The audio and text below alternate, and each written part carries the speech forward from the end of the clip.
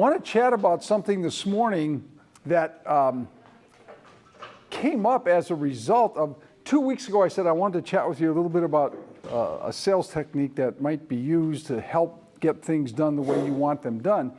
And then in the past 7 days, I've had 2 real estate agents from this office that have called me with rather unique situations where the lender was chosen by the buyer, and they are having, I think both deals are going to crash and burn. That's my guess. Both deals are going to crash and burn. And so I thought, well, that's not bad. I wanted to talk about how do you move people to kind of where you want them to be in any aspect of our business. But one of them is, how do you protect yourself and how do you protect your buyer to make sure that they're using the right people, whether it's an inspector, a contractor, a mortgage person, the attorney, whatever it happens to be. How do you do that? So let me give you the 2 situations first that came up, and then we'll talk about how do we use a series of questions to help move people from point A to point B. And let's keep in mind, we're talking about salesmanship. And we don't win every time we go out to make a sale. It just doesn't happen. I wish it did. Lanier makes a lot of phone calls every day, and don't you wish that every time you picked up the phone, somebody on the other end would say, yes, I'm ready for you, Lanier, let's go. Make a lot less phone calls. It would, yes. And it would be a lot easier, and so would everybody at the 2 tables here do that. But it doesn't work that way. But there are things that we can do to improve our chances of getting done what we want done. But let me take you through the 2 situations. So in the one case, it is a real estate agent who is the real estate agent for his mother, who is the buyer. Now, when his mom decided to buy a property, he advised her to use someone else in the mortgage process. I was one of the 2 people that he recommended she wouldn't even call. She was absolutely adamant she was going to use her person. And so he calls me up last week and takes me through the situation. This is what he told me. He said his mom needed the money from the equity in the current house so that she could buy the next one. Okay, that's not unusual. So the loan officer for his mom, who his mom insisted on using, told her a couple months back, well, that's not a problem. Let's just do a cash out refinance on your current house, and then you can use that cash toward your purchase on the next house. That's what he's told me. And I said, the loan officer told you that or told her that? And he said to me, he said, yes. And I said, did he say anything at all about the fact that he's trying to do 2 properties as primary residence? And the real estate agent said, I kind of wondered about that. But I didn't say anything because he seemed to know. He said he's been in the business a long time and he knew what he was doing. And I said, well, tell me what's happening now. Well, my mom had to pay this stuff off. They had to pay all this other stuff off. And now we are literally 3 days from closing, and mom has to come up with, this is like a $380,000 purchase. Mom has to come up with an additional $67,000. And he said, she doesn't have that. And I said, So I said, has he mentioned anything at all about the fact that this house is now being treated as an investment property rather than primary residence? He said, well, he said something about investment property. And I said, okay, let me explain what's going on here. You've got a loan officer who did a cash out refinance on a primary residence at the same time that they are doing a mortgage, a new mortgage, for a primary residence. How can you have 2 primary residents? He said, that should have been a red flag. I said, well, first of all, the loan officer shouldn't have done it. But second of all, yes, that's a red flag. Now, I bring up that situation for 2 reasons. Number one, if that ever happens to you, run, okay? because that's a mess. You can't do what that loan officer was trying to do. The underwriter, who the loan officer is now blaming the underwriter for doing this, and the underwriter is only doing the right thing. This has got to be an investment property. So I say that, one, because you can't do that. Number two, if his mom would have been speaking with somebody who knew what they were doing and not trying to just get another loan, she would have never been put in this situation. Now, this is the interesting thing. They asked me for my advice. I advised them on how to get out of it. I actually got on the phone with mom, advised her how to get out of it. But the only way to get out of it would be to, because her credit score is not real high, she would have to put in some money for about $4,000 worth of discount points to get the rate where we needed so that you could do that. And mom freaked out. I was on a conference call with the agent, his mom, myself, and mom freaked out. And so they went back to she, not he, went back to the other lender, which on Saturday they called me to tell me that things are blowing up once again, which is not a surprise. So we're going to get into now the second situation that we had was a lady who applied. She insisted on applying she's getting a VA loan from a lender who has VA in front of their name. It doesn't make them good, but they have the name, they have VA in front of their name. So this VA lender told her she could get a VA loan. And I'm thinking that's interesting because she is not a veteran. She is the widow of a veteran. So she receives VA benefits, but she can't buy a house with a VA loan. So the lender decided to flip the loan to FHA. Nothing wrong with that. But the lender can't seem to make the loan work. The lender then went out and started having this lady pay off debt without having a full approval. So this lady's now gone out and spent roughly $4,000, I think maybe a little over that, in debt, that money she would have needed toward the closing to pay this off, and now they can't do the loan. So I was on the phone with her.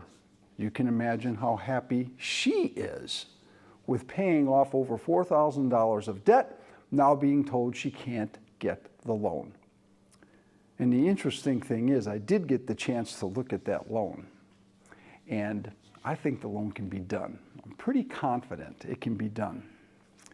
And I told that to the agent, and the agent made a pitch to the seller because they were supposed to close the Friday before Memorial Day. They used the 8-day unilateral.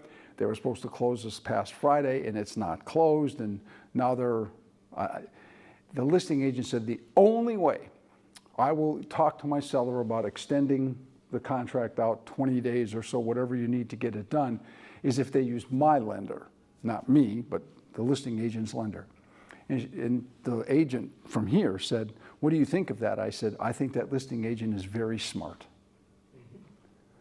The listing agent doesn't know me. You and I might think I know what I'm doing, but the listing agent doesn't know me. And I said, we do business, and I said this, we do business with people we know, we like, and we trust. She doesn't know me, so she can't like me. She certainly can't trust me. But she trusts her lender. Let her lender look at it, see what they say. Those two situations simply expose something that everybody that's in real estate that works with buyers has experienced at some point in their career, where the buyer absolutely insists on using whoever they want to use. And according to law, they can. Would you agree? Use anybody they want. All right? Now, question for you. How does it make you feel when your buyer says, I'm going to use my lender. I'm going to use my lender, and you've never heard of them. A little nervous. A little nervous. Anybody else? I see some heads nodding. Recommend to get a second opinion. Second opinion? I'm not going to rub them the wrong way. Right. It's irritating. Anybody else? How does it make you feel?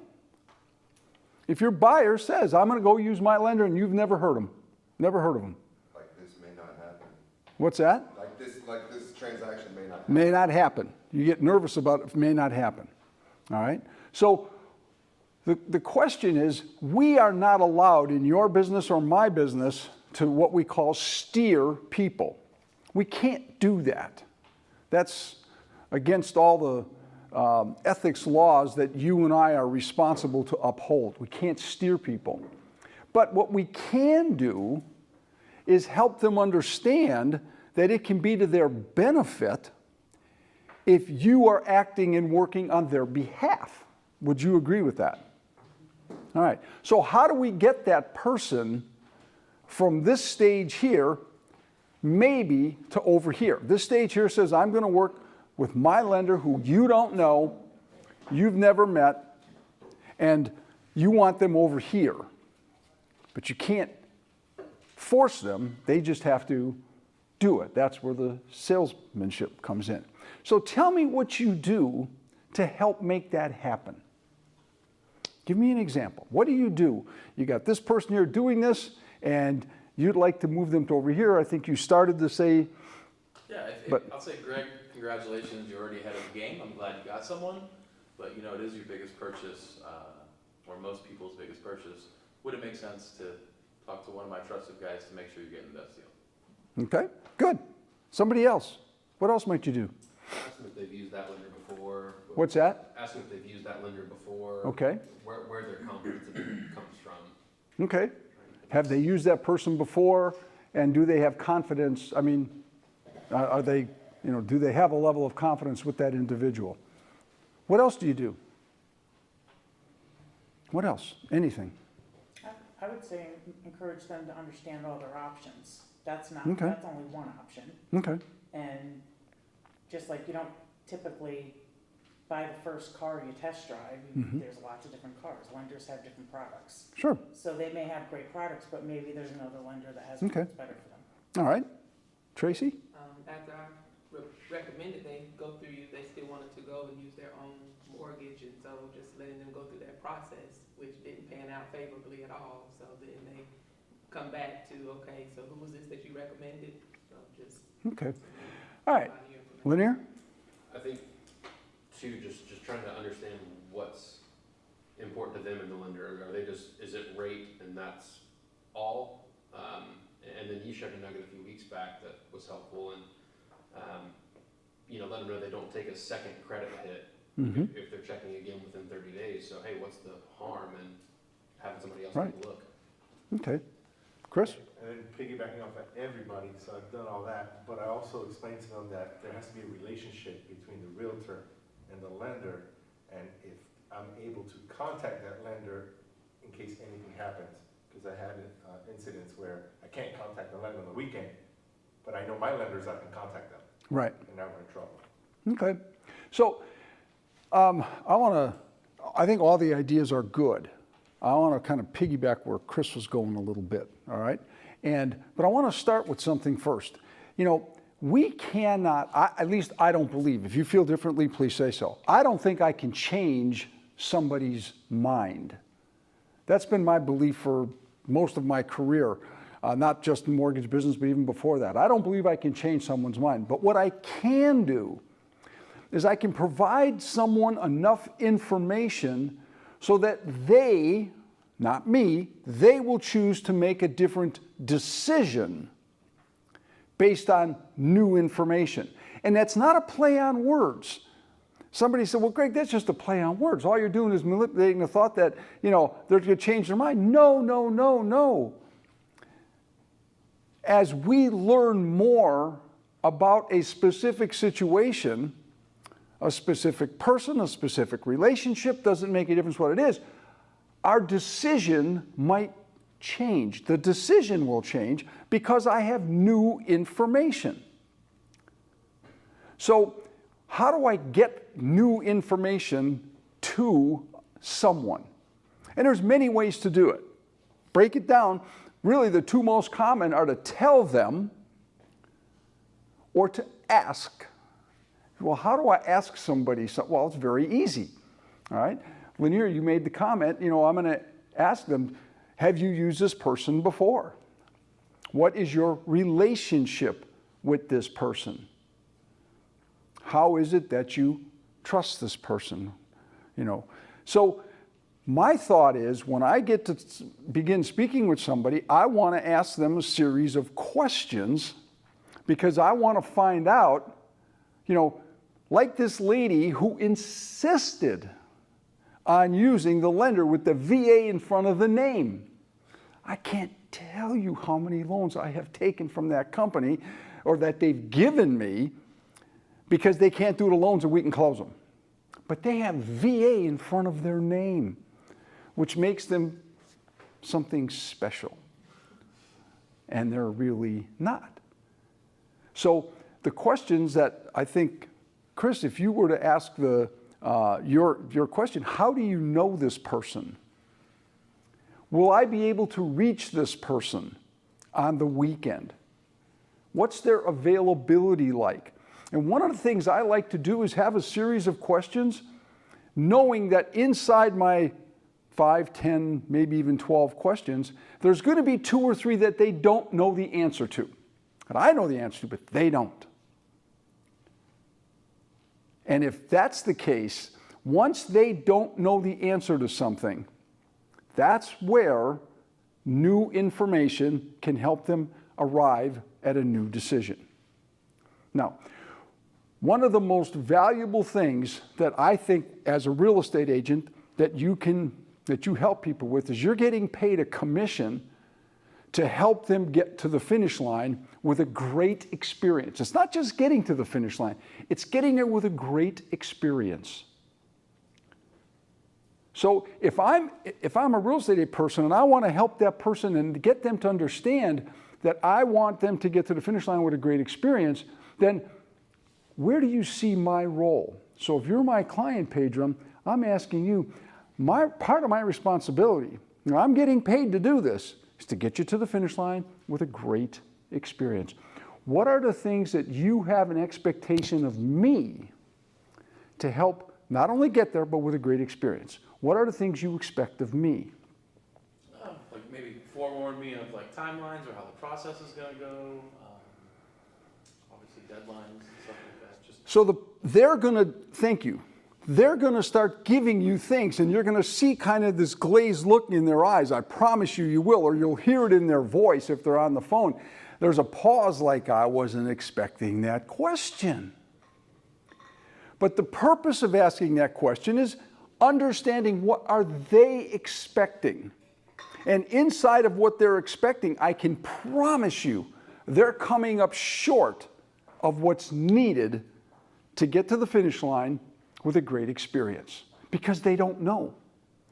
There's really only 2 people that know that answer, you and a good lender. That's it.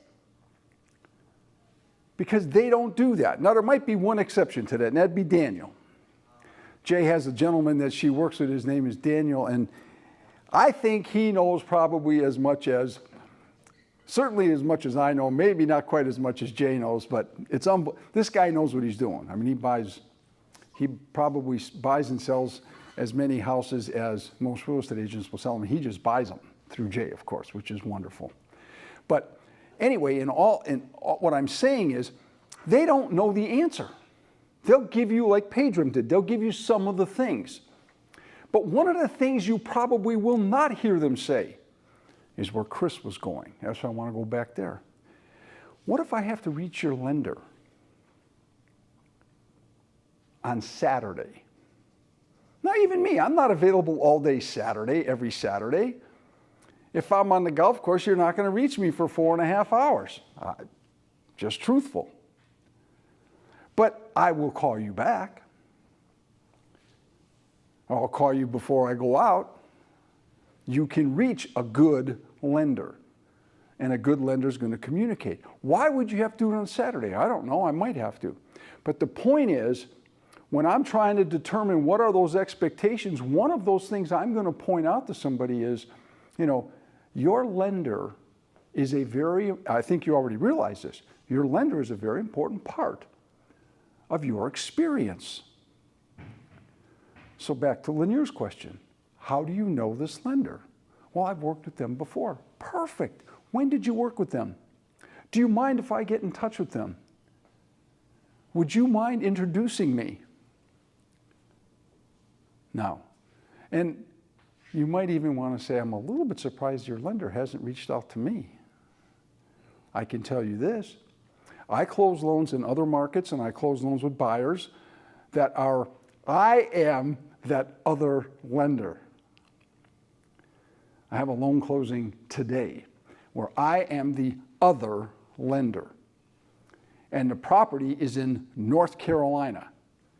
So how does it make you feel when the buyer's lender you've never heard of and they're in a different state? How does it make you feel? I mean, as soon as I talk to that person, that buyer, one of the first questions, who is your real estate agent? Would you mind giving me their contact information? I'm going to reach out to them. Do you mind? Why? Because I know exactly what you're thinking. Oh my gosh, they want to use their lender. And that lender's in Georgia, and this is North Carolina. Are you kidding me? We have one closing the end of the month that's in Pennsylvania. Oh my gosh. Can you imagine what that real estate agent's thinking? Georgia? And this is, have you ever done a loan in Pennsylvania? You can imagine what they're asking themselves. So, again, how do we get that person to the finish line with a great experience? And one of the things we want to do is to direct them toward those things that are going to help create that great experience. And using vendors that you know, like, and trust is just one part of helping them get to that experience. I mean, and they can go online and find any number of inspectors.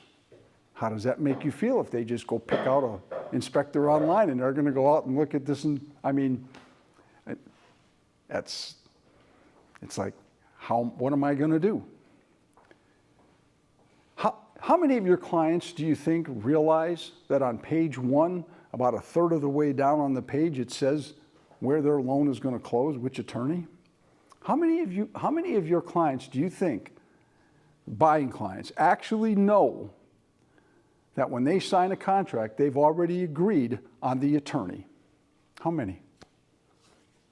No one does. Not no one, but most people don't have any idea. Let me ask you something. Don't answer this one, just to yourself.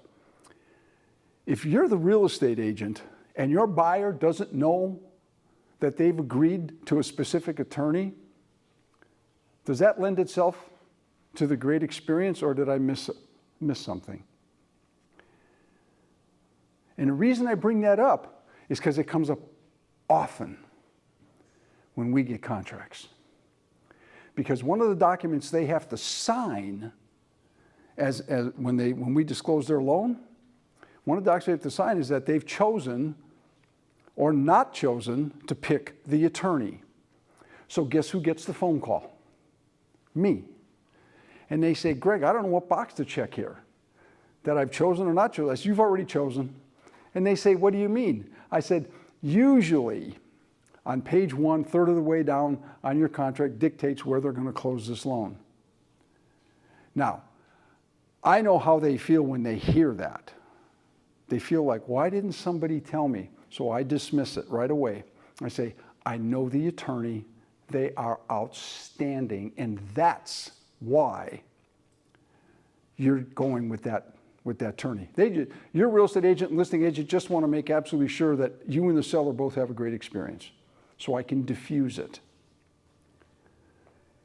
But you want to have a great attorney. You want to have somebody like a Brett. And there's others but you want to have somebody strong, somebody who's you know is going to take care of them. Somebody, if you get down to the 9th hour and you got to make a change, the attorney's not going to give you a hard time, or the staff at the attorney's office is not going to give you a hard time. You want to have a good inspector. You want to have a good lender, so that you don't get 3 weeks into this thing and find out that now all of a sudden my due diligence period is up, or not my contingency's up, and your lender's calling me telling me I can't get the loan done.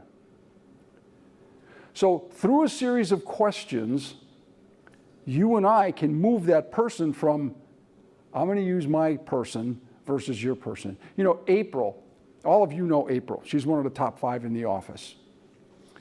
You know, April's husband is a loan officer, so you can bet that he gets every single loan that she possibly can refer there. And I would strongly encourage that she does that. Why? Because she knows, likes, and trusts him. And she knows the experience her clients are going to get.